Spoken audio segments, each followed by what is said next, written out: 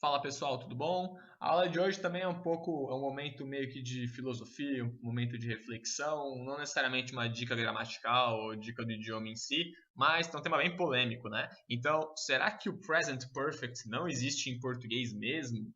Porque é uma coisa bem interessante, muitos cursos e muitos professores falam que não, present perfect é um tempo diferente, é um tempo especial, que não existe em português. Aí você começa a pensar, interessante, né? Então o tempo não existe em português, eu vou ter um trabalhão para poder entender esse negócio, para entender esse tempo verbal diferente e vou enroscar nele. E de fato, muita gente acha que não entende o present perfect, o presente perfeito, e acaba tendo certos problemas mesmo para poder construir frases, ou às vezes constrói porque tem algumas convenções, né? Certas palavras na frase fazem com que você use present perfect, por exemplo, um since, um for, um just, um already, são palavras que acabam indicando que você tem que usar o present perfect, o presente perfeito, nas frases em inglês.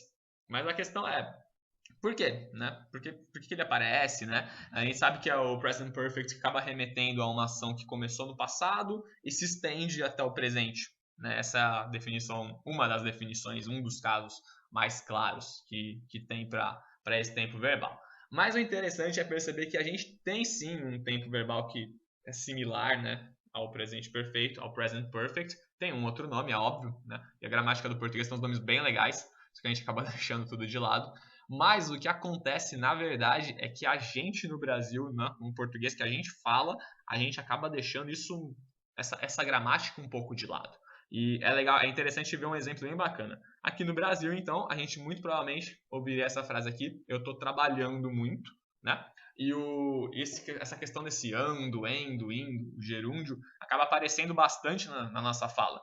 A gente até brinca, né, que o pessoal, por exemplo, quando você liga para um serviço de telemarketing para cancelar uma conta, cancelar um cartão, você escuta coisas do tipo: estarei fazendo o cancelamento do seu cartão, ou estarei encaminhando o senhor para não sei o quê.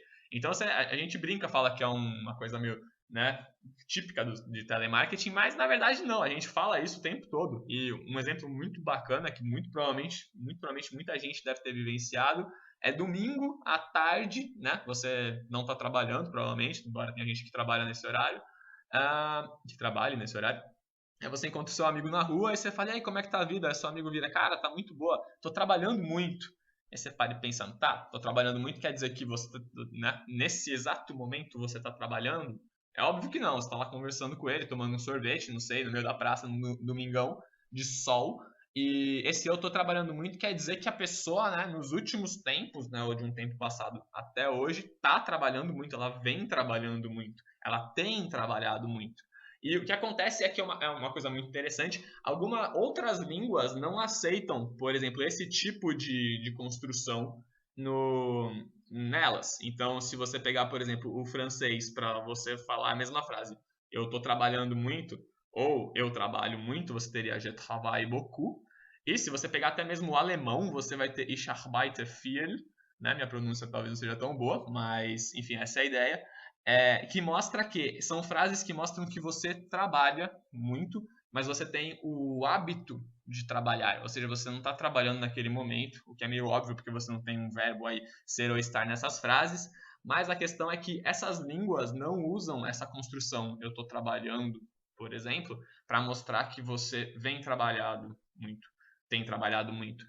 Elas não usam o verbo to be, o verbo ser ou estar, para mostrar isso. Quando elas usam o verbo ser ou estar, é porque você está fazendo aquilo naquele momento, naquele exato momento, naquele segundo. Então, a gente começa a perceber que essa questão do ando, indo, trabalhando, né? Para mostrar uma ideia de passado que começou e vem se estendendo até o momento, igual esse desenho aqui, é uma coisa típica dos brasileiros. Então, em inglês a gente teria, por exemplo, para esse mesmo gráfico, para essa mesma linha, essa frase aqui: I have worked a lot. Então, eu tenho trabalhado muito. Para quem gosta de linguística, né, o termo bonito para isso aí é pragmática. Então, é quando você tem a língua em uso e essa língua em uso ela acaba diferindo, talvez, de uma ou outra regra gramatical. Mas a questão é que a frase eu tenho trabalhado muito em português, para a gente que é brasileiro, existe, ela faz sentido também, e ela dá o significado exato desse I have worked a lot. Então, esse tempo verbal aqui, eu tenho trabalhado, é o pretérito perfeito composto. Olha que nome bonito. Do modo indicativo, lógico, né? Se fosse do modo subjuntivo, que é quando a gente tem uma situação hipotética que não corresponde ao mundo real, a gente teria alguma coisa, se eu tivesse trabalhado muito. Então, o verbo ter acaba tendo que ser conjugado conforme o modo também. Mas isso é um papo para outra aula. Então, eu tenho trabalhado muito, é um tempo que equivale a I have worked a lot. Aí é lógico que você vai ter outros casos. Você vai ter um caso com already, né? Então eu já viajei, sei lá, para o Brasil. I have already traveled to Brazil. Esse é um caso que acaba diferindo dessa frase. Então você não vai ter necessariamente o pretérito perfeito composto nesse tipo de frase.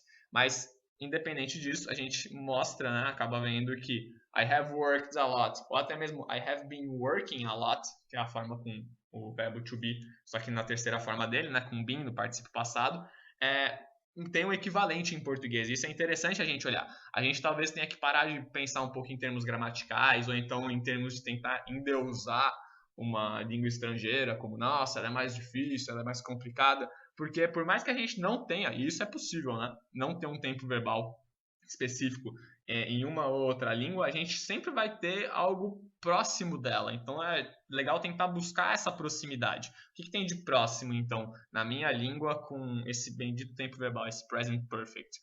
Vamos ver, então a gente tem que buscar isso talvez para facilitar, não para facilitar uma tradução, lógico, mas talvez para facilitar o entendimento, né, que durante o processo de ensino e aprendizagem, tanto para o lado do professor quanto para o lado do aluno. Uma outra frase que a gente poderia até usar em português, mas ainda assim soa um pouco estranho, o eu estou trabalhando muito fica melhor, é essa aqui de baixo, eu venho trabalhando muito. É um pouco esquisita, na verdade, né? Eu estou trabalhando muito, acaba soando um pouco melhor. Mas esse vídeo é mais para mostrar isso, gente. É que existe um tempo similar, então, ao Present Perfect, e ele simplesmente é um outro jeito de passar essa mesma ideia, né? De eu estou trabalhando muito, né? Desse gerundismo, se a gente quiser chamar assim, mas desse ando, indo. Então é interessante a gente ver que sim, beleza, existe esse tempo verbal e é legal dar uma buscada até mais no próprio português para entender um pouco melhor o inglês, ou o contrário, né? A gente estudando inglês consegue entender um pouco melhor o próprio português mesmo. E era mais isso, pessoal, acaba soando como um desabafo, mas era mais também para servir de curiosidade para vocês. E a gente vai se vendo nas próximas aulas. Um abraço e até a próxima.